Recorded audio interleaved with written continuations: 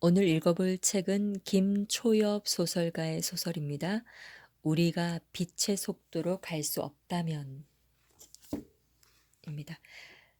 김초엽 소설가에 대해서 김연수 소설가가 이렇게 쓰고 있습니다.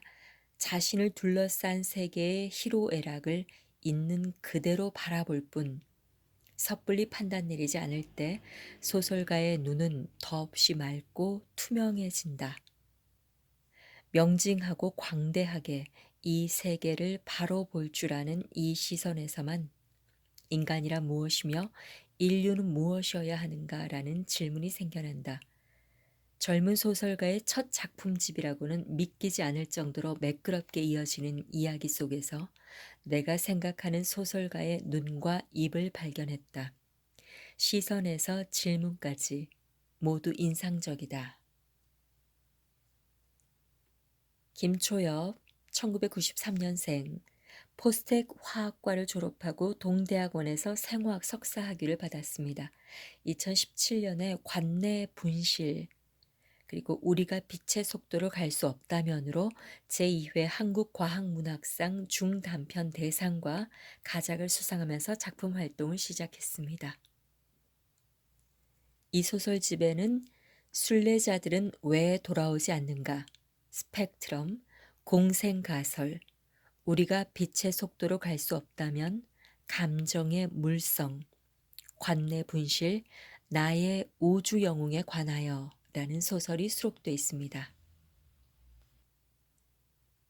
오늘은 우리가 빛의 속도로 갈 수 없다면 이라는 소설을 읽어보겠습니다. 노인은 이미 자리를 잡고 앉아 있었다. 입구를 등진 채로 정거장 밖을 바라보는 뒷모습이 보였다. 남자는 짧게 갈등했다. 놀라게 하지 않기 위해 인기척을 내야 하나 생각하던 차였다. 노인이 고개를 돌려 남자를 흘끗 보았다.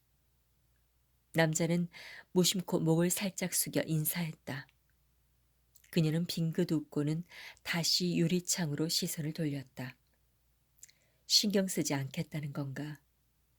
당혹감이 밀려오는 순간 그녀가 말을 걸어왔다. 미안하지만 오렌지 주스밖에 없네. 건강검진 장치의 조언에 따르면 더는 카페인을 섭취해서는 안 된다더군. 남자가 눈을 끔뻑거리는 동안 그녀가 손에 들고 있던 작은 오렌지 주스팩을 들어 올렸다. 자네도 한잔 하겠나? 죄송하지만 저도 저당뇨 식단을 권유받아서요.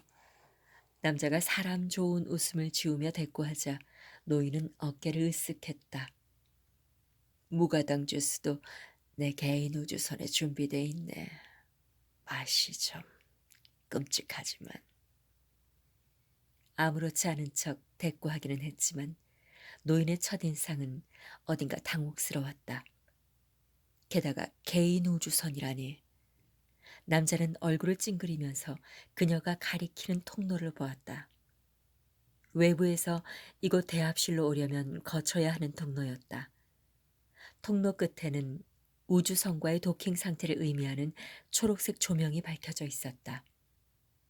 오면서 보았던 초라한 우주선 하나가 그녀의 소유였던 모양이다. 물론 우주선이라고 하기에는 지나치게 작았다.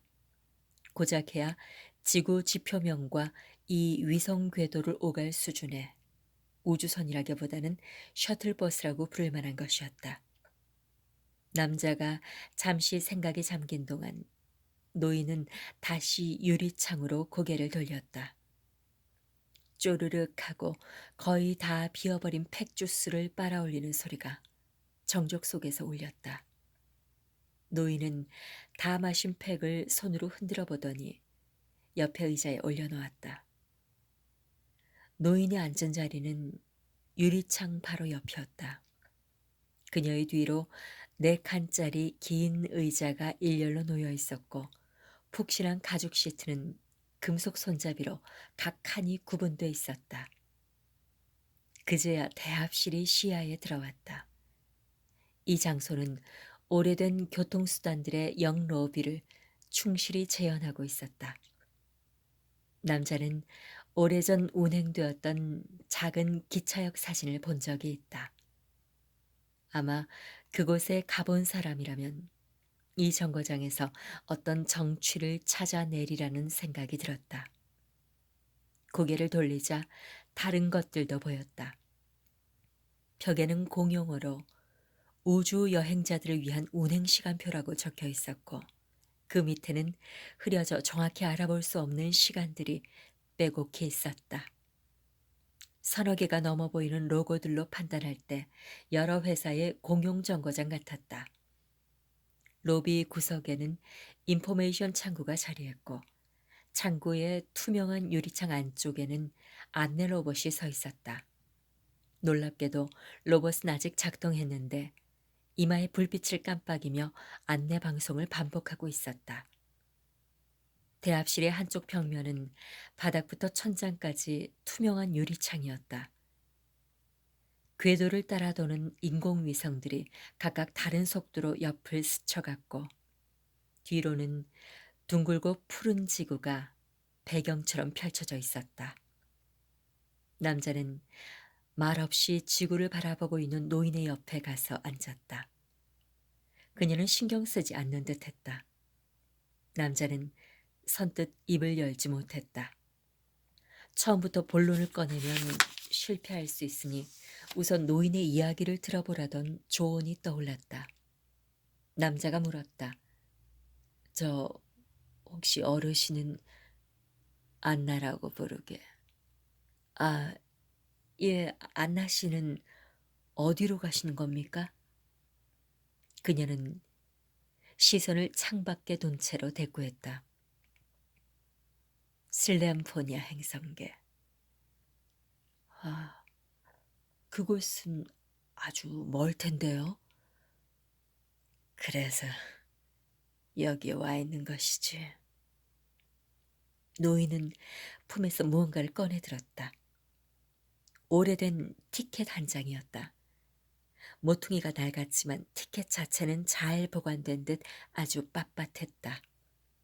노인이 티켓을 남자 가까이 내밀었다. 티켓에는 언제든지 원하는 시간에 떠날 수 있다는 문구와 목적지가 적혀 있었다. 슬램포니아 행성계 제3행성. 먼 우주로 가는 우주선들이 여기서 출항한다고 들었네. 물론 가까운 우주로 가는 우주선들이 더 많은 모양이네만은 그래도 여기는 나 같은 사람들의 유일한 희망이지. 아, 여기에 슬램포니아로 가는 우주선도 있나 보군요. 남자가 쾌활한 어조로 말했다. 안나는 잠시 눈을 가늘게 뜨고 콧등을 찡그리더니 남자에게 물었다. 자네는 여기 무슨 일인가? 승객으로는 안 보이는데 직원인가? 직원이냐는 말에 남자는 흠칫했다. 아, 예. 말하자면 그런데요. 사실 이 정거장은 처음 와봅니다. 직원인데 그럴 수가 있나? 아, 예, 파견직이니까요. 지구 궤도에만 해도 어마어마한 수의 인공위성들이 있는데 회사들이 일일이 관리하기가 귀찮으니까 위성 관리 업체에 떠넘긴 거죠. 워낙 여러 궤도를 다니다 보니까 제대로 파악하기도 어렵습니다. 오늘은 이 정거장에 있지만 일주일쯤 뒤엔 뭐 다른 곳에 가 있을 수도 있거든요. 아, 그때는 안나 씨도 여기에 계시지 않겠군요. 그 사이 두 개의 대형 인공위성이 두 사람의 옆을 스쳐갔다. 아, 정거장이 점점 많아지는군. 예, 그렇죠. 우주 개척 시대에 들어선 지도 벌써 한참이 지났는데 아직도 지구가 많이 비좁은 모양입니다. 남자는 노인의 눈치를 보았다. 노인은 말이 없었다. 노인의 이야기를 들으려고 했는데 어쩐지 제 얘기만 한 것 같았다. 조용히 창문만 보고 있는 노인을 힐끔거리며 남자는 무심코 가방 안에 손을 넣었다가 흠칫하며 다시 손을 빼냈다. 아무 생각 없이 단말기를 꺼냈다간 노인의 눈에 띌 수도 있었다. 남자는 노인이 자신의 행동에 관심이 없었기만을 바랐다. 슬램포니아로 가는 우주선은 언제 출발한다던가요? 그건 나보다는 자네가 더 잘 알지 않나? 예, 글쎄요. 제가 맡은 일은 그냥 간단한 비품 점검이 달아서요. 남자는 창구 로봇을 슬쩍 손짓했다. 로비는 깔끔하게 잘 정리돼 있었다. 아직도 자동 청소 장치가 작동하고 있는 것일까? 그렇군. 나는 자네가 저걸 고치러 온 줄 알았네. 노인이 무언가를 가리켰다. 남자는 다시 화들짝 놀랐다. 아까는 보지 못했던 것이다. 지구가 보이는 유리창 앞에 안내 로봇이 하나 있었다. 인포메이션 창구에 있던 것과 비슷했다. 하지만 이마의 불빛은 간헐적으로 깜빡였고 입을 느리게나마 여닫고 있었지만 목소리는 흘러나오지 않았다. 고장났다기보다는 죽어가는 것처럼 보였다. 아, 예, 저런 녀석이 있었군요. 물론 고쳐야죠. 남자는 자리에서 일어나 들고 온 가방을 조금 떨어진 의자에 올려두었다. 그리고 유리창에 느슨하게 몸을 기댄 안내 로봇에게 다가갔다. 사실 로봇 수리에 대해서는 전혀 아는 바가 없었다. 고작해야 가정용 로봇의 배터리를 교체해 본 게 다였다. 그래도 해보는 수밖에. 로봇의 등 뒤에는 충전용 전선이 바닥으로 길게 늘어져 있었다. 전선은 둥근 로비를 한 바퀴 돌아서 유리창 옆에 배선 시설로 이어졌다. 이게 쉽지가 않네요. 남자는 로봇이 어떻게든 잠시라도 정신을 차리게 하고 싶었지만 가정용 로봇과는 다른 내부 전선에 진땀만 흘렸다. 안나가 보고 있는지는 확실하지 않았다. 시선이 신경 쓰였다. 남자는 부품을 하나 분리하면서 질문을 던졌다. 슬램포니아에는 무슨 일로 가십니까? 제3행성에 남편과 아들이 있거든. 아, 아이고, 멀리도 떨어져 계셨군요. 슬램포니아 행성계가 어떤 곳이었더라? 예전에 주요 행성계와 행성들의 특성을 통째로 암기한 적이 있는데도 남자는 기억이 가물가물했다. 안나가 먼저 입을 열었다. 제3행성은 자원도 풍부하고 살기 좋은 곳이니까. 처음엔 희소 자원을 가져오기 위해서 개발됐지만 거주 환경이 좋아서 개척 이주를 한 사람들이 제법 많았지. 내 남편과 아들도 지구와는 다른 곳에서 살아보고 싶다면서 개척 이주 행렬에 동참했던 거라네. 아, 아마 그 리커다트 산지였죠. 희소광물 이야기를 들으니 겨우 생각이 났다. 리커다트는 이제 잘 쓰지 않는 광물이었다. 어, 알고 있군. 한때는 그걸 이용하면 궤도 엘리베이터를 설치할 수 있다고 시끌벅적했었는데 슬램포니아로 유인 우주선이 처음 출발했을 때 연일 뉴스가 도배를 했었지. 그런데 아직도 우리는 구식 셔틀을 타고 있어. 매번 배가 짓눌리는 느낌을 받는 것도 이전에 신물이 나. 안나는 창밖의 셔틀을 눈짓했다. 궤도 엘리베이터가 또 어느 시기에 나왔던 이야기인지는 잘 모르겠다. 모르는 이야기라면 화제를 돌리는 게 상책이었다. 아, 신기술이라는 게 대부분 그렇죠.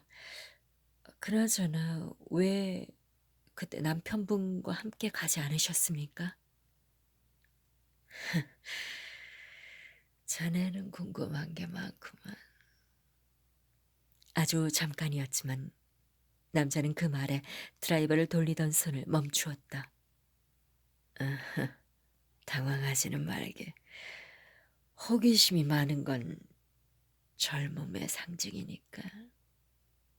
남자는 남의 이야기를 유도해내는 데에는 영 익숙하지 않았다. 혹시